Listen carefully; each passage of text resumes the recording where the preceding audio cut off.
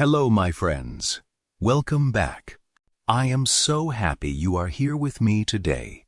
Find a quiet place, get comfortable, and let your imagination travel with me for a moment. Because today, we are not simply talking about football.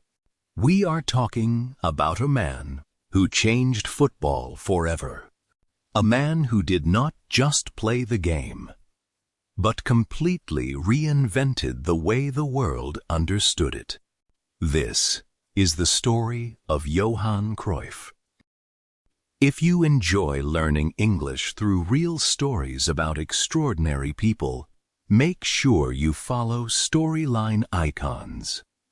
Every story teaches us something powerful, and every lesson helps us grow. Now, let us begin. Our story begins in a city famous for canals, bicycles, old brick houses, and cold, rainy mornings. A city called Amsterdam in the Netherlands. And in this beautiful city, on the 25th of April, 1947, a baby boy was born. His parents named him Hendrik Johannes Cruyff. But the world would later know him by a much shorter name, Johan Cruyff. Johan was born into a working-class family. His father, Manus, owned a small fruit and vegetable shop near a football stadium. His mother, Petronella, helped run the business. Life was not luxurious. The family worked hard every day simply to survive. But something important stood very close to Johan's childhood home. A football club. Not just any football club. Ajax Amsterdam. The famous Dutch club stood only a few minutes from where Johan lived. As a small boy, Johan would spend hours around the stadium, watching players train, watching crowds arrive on match day, watching football become magic in front of his eyes. And very quickly, football became everything to him. By the age of 6, Johan officially joined Ajax's Youth Academy. Even as a child, coaches noticed something unusual. Johan was not physically strong. He was thin, very thin. Smaller than many boys his age. But his brain worked differently. He saw spaces before anyone else could see them. He understood movement before others understood positioning, while other children chased the ball.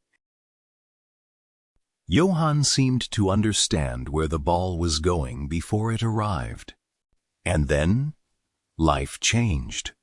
When Johan was only 12 years old, tragedy struck his family. His father suddenly died from a heart attack. The family was devastated. The small business struggled. Money became difficult. His mother had to start cleaning at Ajax Stadium just to support the family. Young Johan suddenly understood something very important. Football was no longer just fun. Football was survival. Football became his future. And so, he worked harder than ever before. Every day he trained, hours upon hours. Practicing passing, practicing movement, practicing balance, practicing intelligence. Because Johan understood something very early. Football was not about running faster. Football was about thinking faster.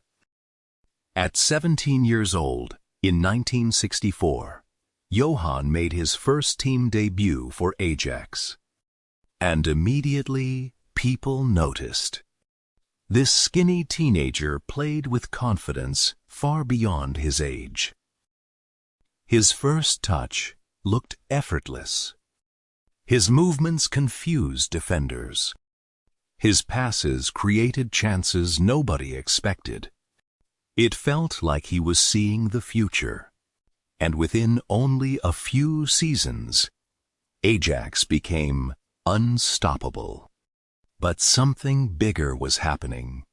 A football revolution had begun. At Ajax, coach Rinus Michels had a completely new idea about football. It was called total football. The idea was simple. Every player could play every position. Defenders attacked. Midfielders defended. Positions constantly changed. Movement never stopped. The team moved together like a machine. And at the center of this incredible system stood Johan Cruyff. He became the perfect player for this new philosophy. Fast mind, perfect technique, creativity, vision, freedom. He was not just playing football anymore. He was conducting football, like a musician leading an orchestra. And soon, Europe was watching. Ajax began dominating European football. They won league titles, cup titles, and then the greatest prize of all, the European Cup. Not once, not twice, but 3 times in a row. The entire football world was stunned. This small Dutch club had become the strongest team in Europe, and Johan Cruyff had become the face of modern football. Then came the individual awards. The Ballond'Or, the award given to the best player in the world.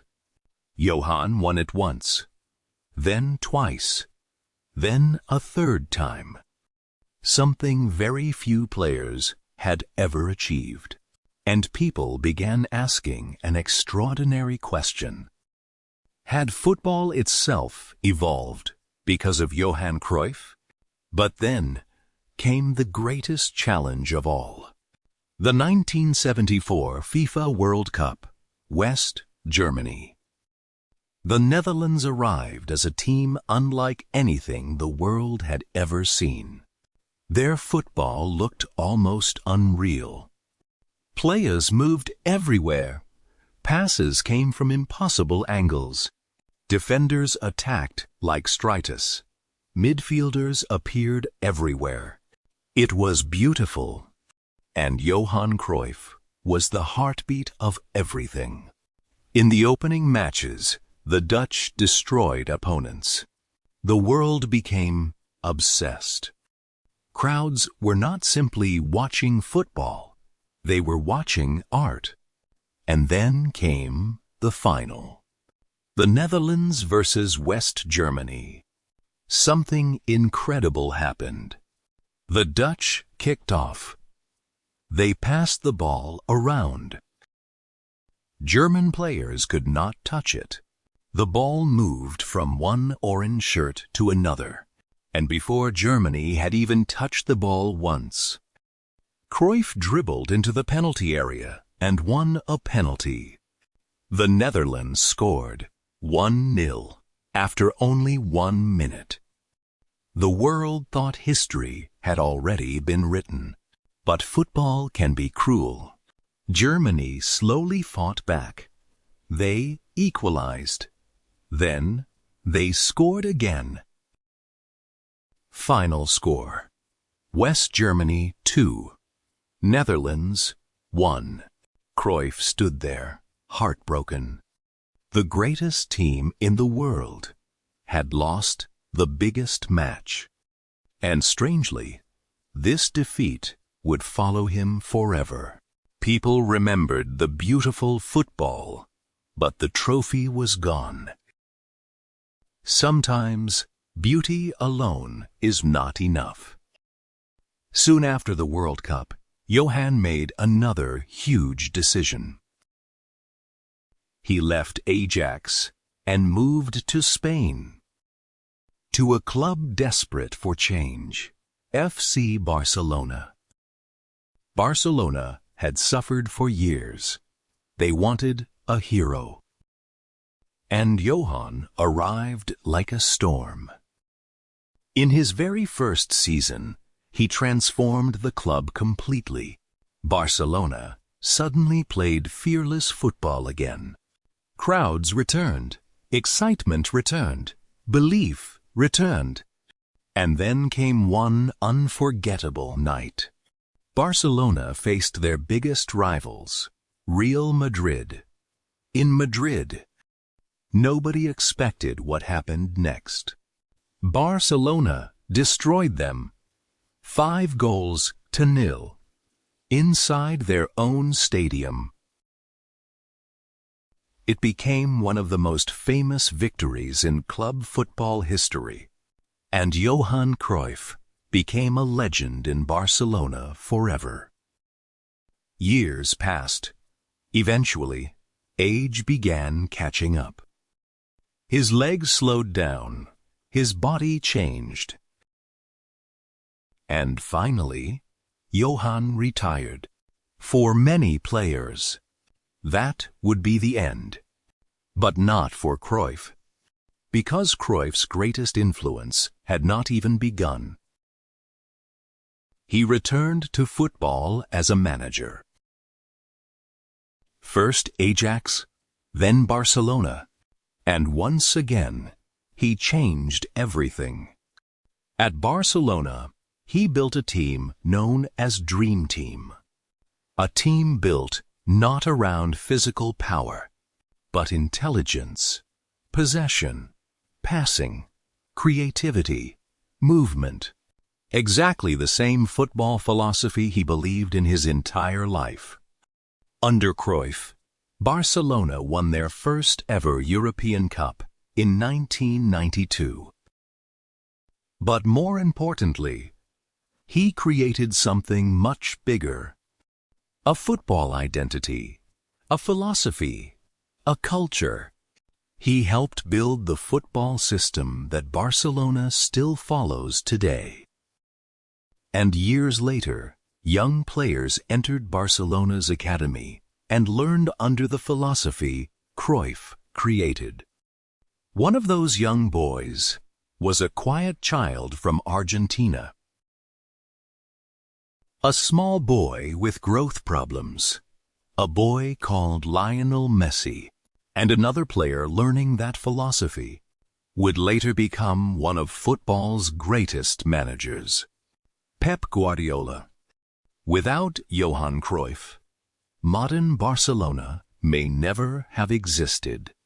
Without Cruyff, perhaps football itself would look completely different today. But life had one final challenge waiting. In 1991, Johan suffered a serious heart attack. Doctors told him something difficult. He needed to change everything. Especially one dangerous habit, smoking. For years, Johan had smoked heavily. Now his life depended on stopping. And remarkably, he did. Later, he joked with reporters. He said, "I quit smoking and started sucking lollipops instead." Even facing serious danger, Cruyff never lost his sense of humor. Years later, in 2015, doctors discovered he had lung cancer. The football world watched sadly. The man who had changed football forever was fighting his final battle. And on the 24th of March, 2016, Johan Cruyff passed away. He was 68 years old. The world mourned. Fans gathered outside Ajax Stadium. Barcelona fans filled the streets with flowers. Players across generations shared messages of respect, because football had not simply lost a legend. Football had lost an architect, a man who built the future. And so, my friends, we come to the end of Johan Cruyff's remarkable journey. A boy from Amsterdam who grew up poor, a child who lost his father too early, a skinny teenager nobody expected to dominate world football, a player who reinvented the sport, a coach who created the future, and a man whose ideas still live every single weekend, every single match, every single pass played across football fields around the world. And what do we learn from this story? Perhaps it is this: sometimes greatness is not about how many trophies you win. Sometimes greatness is about changing the world around you forever. Johan Cruyff did not simply become successful. He changed the language of football itself. And to you, the English learner listening right now, remember this: you do not need to follow the path everyone else takes. You do not need to think the way everyone else thinks. Sometimes your greatest strength is seeing the world differently, just like Johan Cruyff. So keep learning, keep growing, keep thinking differently, because the world is often changed by those brave enough to imagine something new. If this story inspired you, leave a comment below and tell us what part of Johan Cruyff's journey surprised you the most. Subscribe to Storyline Icons so you never miss a new story. And remember, sometimes the people who change history are the ones who refuse to play by old rules. We will see you in the next story. Until then, take care of yourself. Keep learning and keep moving forward, one brave step at a time.